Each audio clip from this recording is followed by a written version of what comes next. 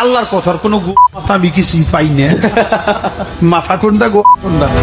এই কথাগুলো কোনো যদি মুসলিম শোনে তাহলে সেই মুসলিম কি ঠিক থাকতে পারে? আল্লাহকে নিয়ে যদি কোনো কথা বলে সে তো কখনোই ঠিক থাকবে না। এটা নিয়ে দেশে অনেক উত্তেজনা চলতেছে। এটা যদি কোনো মুসলিম শোনে, আমার বিশ্বাস হয় না আপনি বা আমি কখনোই ঠিক থাকতে পারবো না। কারণ এটা আপনি আমার সমাধান না, এটা হচ্ছে আল্লাহ এক মুখে যে এত কথা কয়, আল্লাহর মুখ কয়টা? খালি কয়টা না, ওটা মুখ না মুখ, এটাও আমার জানা দরকার। তার বক্তব্যে শোনা যাচ্ছে যে সে আল্লাহকে নিয়ে অনেক খারাপ কথা বলতেছে, যাক সেটাও কোনো মানার বিষয় না। এমন কথা বলছে যে আল্লাহর এইটা ওইটা যে আমি বলতে পারবো না মুখের ভাষায়। এটা নিয়ে চলছে দেশে বিভ্রান্ত। মাথা কোনটা এটা আমি পাই না। কেন পাই না? এই যে একটা কথা বলছে, আওয়ালু মা খালাকুল্লাহে ইশক, প্রথম সৃষ্টি ইশক।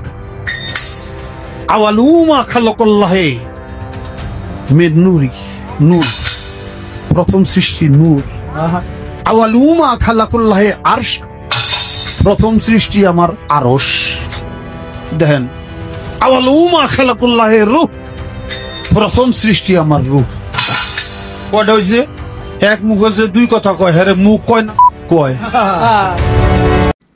এমনও লোক দেখা যাচ্ছে যে বাউল শিল্পী আল্লাহর বিরুদ্ধে কথা বলছে, তবু তারা বাউল শিল্পীকেই তার সমর্থক করছে। এটা কি কখনো মানা যায়? কিছু কিছু লোক বলতেছে এটা কোনো সমস্যা না, কিন্তু ঘটনার ভিতর গেলে আসল রহস্য পাওয়া যাচ্ছে যে আসলে তাদেরকে করা কি উচিত, এটা আমার মনে হয়। এক মুখে দুই কথা কইলে হ্যাঁ মুখ থাকে, হ্যাঁ তো মুখ থাকে না কয়ে যায়। আল্লাহ যে কইল প্রথম সৃষ্টি আমার ইশক, প্রথম সৃষ্টি আবার কয় আমার আরশ, প্রথম সৃষ্টি আবার কয় নূর, প্রথম সৃষ্টি আবার কয় রূহ। আল্লাহ এক মুখে যে এত কথা কয়, আল্লাহর মুখ কয়টা? খালি কয়টা না, ওটা মুখ না মুখ, এটাও আমার জানা দরকার।